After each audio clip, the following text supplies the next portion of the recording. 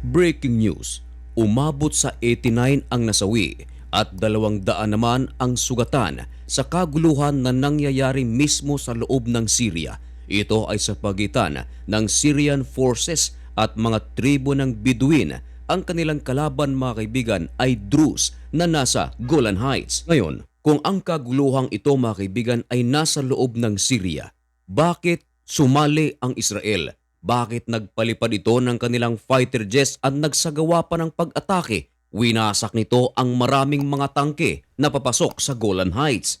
May dalawang bagay na dapat nating malaman at yan ay ang ating pag-uusapan sa videong ito. Pero bago ang lahat ay huwag kalimutang mag-subscribe. Samahan na rin ng like ang videong ito at i-click ang notification bell. Napakalaking tulong yan para sa akin.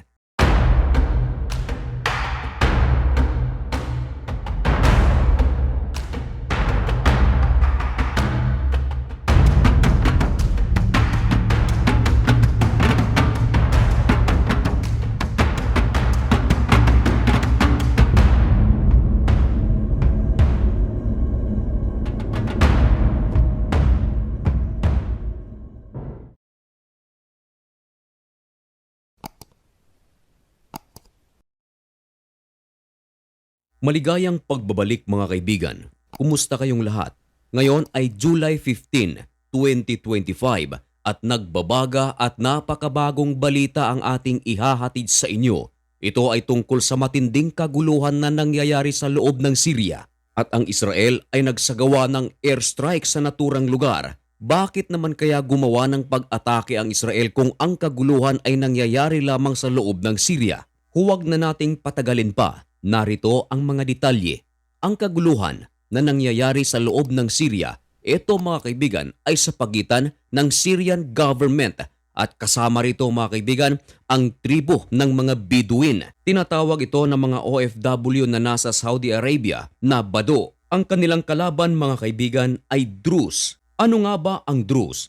Ito, mga kaibigan, ay isang sekta na nasa Golan Heights. Ang kanilang paniwala ay naniniwala sila na meron lamang iisang Diyos at ang Diyos na kanilang kinikilala ay ang Diyos ng mga Hudyo. Naniniwala din sila na ang Diyos na kanilang pinaniniwalaan ay Diyos ng mga Kristyan. Pero merong twist sa kanilang paniniwala kung ating pagbabasihan ay paniwala ng mga Kristiyano, sapagat ayon sa kanilang paniniwala, ang Diyos ng mga Kristiyano at kanilang Diyos ay nag-incarnate sa founder nila na si Hakim taong 1021. Ngayon, ang sektang ito, mga kaibigan, ay sumusuporta sa Israel at ang Israel naman pinangangalagaan din ang mga taong ito. Kung baga, mga kaibigan, ang Druze at Israel ay talagang napakalapit na magkakaibigan. Noong nagkakaroon ng giyera ang Israel at Syria, ito ay sa pamumuno pa lamang ni Bashar al-Assad.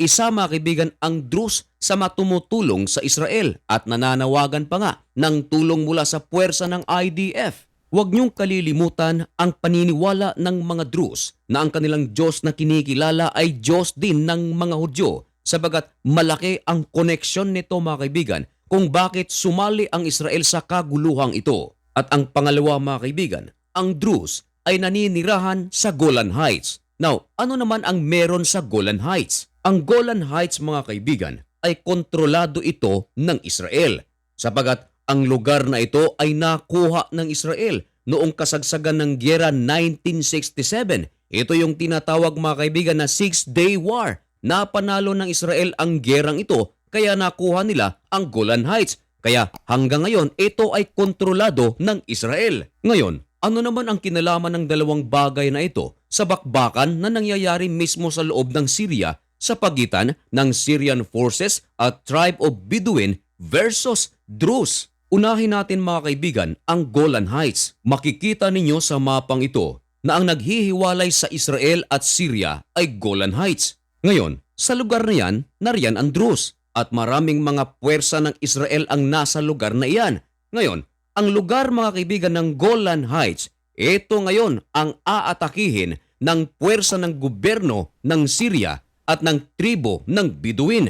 Maraming mga tangke ang papunta sa lugar na ito. Ngayon, ayon sa ulat mismo ng The Times of Israel, Tahasang inamin ng Israel Defense Forces na nagsagawa sila ng maraming strike. Ito mga kaibigan ay tinarget nila ang mga tangke na nasa South Syria. Winasak nila ang mga tangke gamit ang kanilang mga drones at missile sapagat ayon sa Israel ay hindi nila papayagan na merong Syrian forces o Bedouin forces ang mamalagi sa Golan Heights.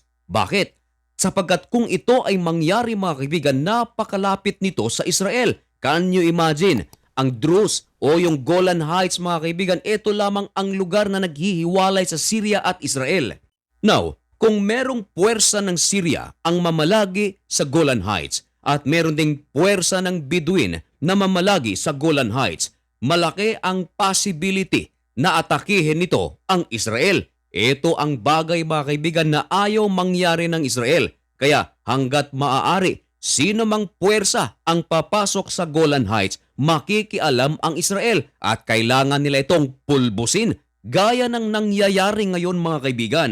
Ngayon, ang pangalawang reason mga kaibigan kung bakit inatake ito ng Israel sapagat ayaw nila na mapahamak ang maraming mga Druze.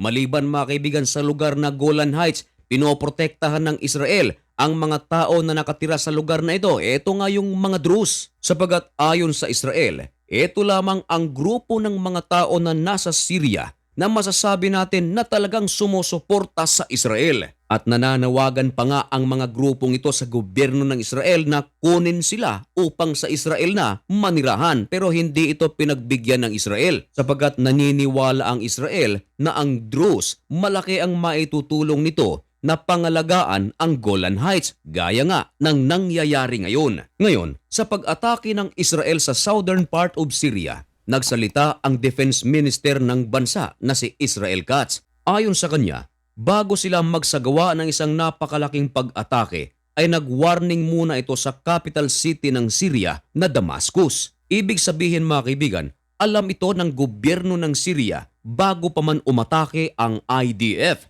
Sa ngayon mga kaibigan, alam kasi ng buong mundo na ang presidente ng Syria na si Ahmed al-Sharaa ay nais na makipagkaibigan sa Israel. Kaya marami ang naniniwala na sa pangyayaring ito, maingat maging si al-Sharaa at maging ang Israel upang hindi masayang ang kanilang pag-uusap. At nilinaw din ng IDF na sa kanilang ginawang pag-atake, wala raw napaulat na mga nasawi o sugatan. At ang napaulat na 89 na nasawi at 200 na mga sugatan, ito mga kaibigan ay resulta sa labanan ng Druze at Syrian forces at Bedouin tribe. At ang gobyerno ng Syria agad itong nagmando na tulungan ng Syrian military ang mga sibilyan na i-safety ito. At agad na nananawagan na resolbahin ang isyong ito sa mabilisan. Dagdag pa ng Israel na ang kanilang ginawang pag-atake ay isang malinaw lamang na mensahe para sa gobyerno ng Syria na hindi nila pahihintulutan na saktan ang mga Druze na nasa Syria. Mga kaibigan, aabangan natin ang mga susunod na kaganapan tungkol sa pangyayaring ito. At upang maging updated ka, baka naman pwedeng makahingi ng kaunting pabor. Subscribe mo na ang channel na ito. At mga kaibigan, hanggang dito na lamang muna ang videong ito. May God bless you and thank you so much for watching. Goodbye!